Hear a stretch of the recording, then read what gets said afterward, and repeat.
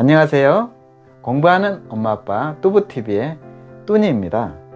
오늘은 제가 살아가면서 우리가 피해야 할 5가지 유형의 사람에 대해서 말씀드리겠습니다. 첫 번째, 사이코패스입니다. 여러분이 살면서 사이코패스를 만나면 무조건 도망가야 됩니다. 그 전까지 어떤 손해가 있더라도 모두 감수하고 도망가는 게 최고의 상책입니다. 사이코패스는 말 그대로 냉혈한입니다. 자기의 이익을 위해서는 절대 감정이 흔들리지가 않아요. 그래서 의외로 성공한 사업가라든지 전문직 중에 사이코패스가 많습니다. 그래서 우리가 살다 보면 저 사람은 돈도 많고 명예도 있고 그런데 만나보면 좀 이상해. 이런 사람들이 의외로 있을 거예요. 그런데 그런 사람과 엮이면 인생이 굉장히 피곤해집니다. 이 사이코패스라는 사람의 특징이 뭐냐면 자기의 이익을 위해서는 감정이 절대 흔들리지가 않아요. 그래서 이런 사람들은 사업을 잘하고 어떤 시험이든지 굉장히 잘 봅니다. 그렇기 때문에 전문직이나 성공한 사업가에 많다고 하는 것이에요. 그래서 그 사람의 지위나 겉모습만 보고 판단하지 말고 그 사람과 대화를 해보고 교류를 해봤을 때 느끼는 걸 잘 관찰을 해보셔야 합니다. 그리고 이상하다. 이 사람은 사이코패스 아니야? 이런 느낌이 들면 무조건 도망가세요. 36개 주랭랑이 최고의 비법입니다. 절대 사이코패스를 고치려고 하지 마세요. 비난하지 마세요. 조언하지 마세요. 그냥 피하세요. 이것이 제가 생각하는 사이코패스 대처법입니다. 두 번째는 나르시스트입니다. 나르시스트는 자기가 세상의 중심이고 자기가 최고고 자기는 틀린 것이 없어요. 그래서 모든 사람들은 자기를 위해서 일을 해야 돼요. 그래서 나르시스트를 만나면 진짜 흡혈귀한테 피를 빨리듯이 모든 걸 빨리게 됩니다. 주변에 의외로 있어요. 이 나르시스트들이 하는 역할이 가스라이팅을 합니다. 그래서 왠지 이 사람과 엮이면 내 기운이 떨어지고 내가 잘못했나? 이런 생각이 들면서 그 나르시스트가 원하는 걸 내가 다 해주고 있는 모습을 나중에 스스로 바라보게 됩니다. 이 나르시스트는 어떻게 대처를 해야 할까요? 사이코패스와 똑같습니다. 무조건 36개 주랭랑, 이게 최고의 방법입니다. 나르시스트를 어떻게 고쳐보겠다, 이 생각 자체가 불가능한 일이에요. 이 사람은 나르시스트고 나는 지금 나르시스트의 덫에 걸려있는 먹잇감이다, 이렇게 생각을 하시면 됩니다. 나르시스트는 주목받고 싶어 합니다. 남들에게 충고하고 싶어 합니다. 그리고 충고를 잘합니다. 기다리는 걸 싫어합니다. 자기가 세상의 중심이거든요. 그리고 과대망상을 합니다. 경쟁심이 아주 심하고요. 특정 집단과 어울리는 걸 좋아합니다. 특정 집단이라 함은 높은 지위에 있는 사람들을 말합니다. 작은 비난도 견디기 힘들어합니다. 자신의 잘못을 절대로 인정하지 않습니다. 사람들을 잘 이용합니다. 그리고 무언가에 중독되어 있는데 그게 취미든 공부든 술이든 그 행위를 반복함으로써 자기가 최고에 있다는 감정을 느끼기 때문이라고 합니다. 우리가 주변에 이런 나르시스트를 많이 발견할 수 있는데 어떤 때는 내가 나르시스트가 아닌가? 이런 생각이 들기도 합니다. 그래서 제가 말씀드리는 내용은 주변도 잘 관찰을 해야 하고 우리도 나르시스트 경향을 조금씩은 가지고 있기 때문에 내가 다른 사람들에게 나르시스트로서 역할을 하고 있지는 않은지 점검을 해보아야 합니다. 그리고 가까이에 나르시스트가 있다면 제가 뭐라고 했죠? 36개 주랭랑, 이것이 최고의 비법입니다. 세 번째는 깡패입니다. 깡패의 사전적 의미는 제가 말씀드릴게요. 폭력을 하면서 못된 짓을 하는 사람이에요. 불량배, 나쁜 짓을 일삼는 사람을 깡패라고 합니다. 그런데 우리가 주변에서 깡패를 많이 봅니다. 이 깡패는 그냥 주먹을 휘두르고 이런 사람도 깡패에 해당하지만 언어적인 폭력을 행사하는 사람, 정서적으로 학대하는 사람, 이런 사람들도 막무가내인 깡패에 해당이 됩니다. 여러분이 깡패를 만났을 때 어떻게 하면 좋을까요? 가장 좋은 것은 36개 주랭랑입니다. 그런데 우리가 사회생활을 하면서 무조건 36개 주랭랑만 하고 살 수는 없지 않습니까? 우리가 사회생활 하면서 직장생활 하면서 이런 깡패들을 만났을 때는 우리가 적절하게 깡패 대처법을 익히고 있어야 합니다.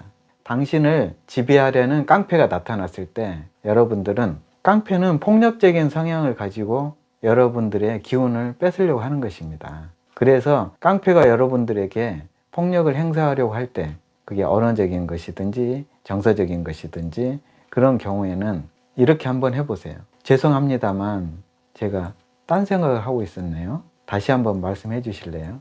이렇게 모르는 척 무심한 척 이야기를 하는 겁니다. 그러면 깡패가 아마 황당해 할 거예요. 그리고 깡패가 눈을 부라리면서 위협을 할 때 그럴 때는 일단 그 깡패와 눈을 딱 마주치세요. 그런 다음에 조금은 지루한 듯이 아주 정중하게 마치 딴 생각을 하고 있는 듯한 표정으로 말과 행동을 해보세요. 똑바로 서서 긴장을 풀고 듣고 있기는 하지만 그다지 열심히 듣고 있지 않는 듯한 자세로 머리는 똑바로 세우고 쳐다보세요. 팔은 자연스럽게 내려놓으세요. 내가 긴장하고 있지 않다는 모습을 보여주세요. 그러면 깡패가 자기가 위협하는 것이 효과가 없기 때문에 여러분들의 기운을 뺏을 수 없습니다. 깡패는 위협을 통해서 여러분들의 기운을 뺏으려고 하는 것입니다.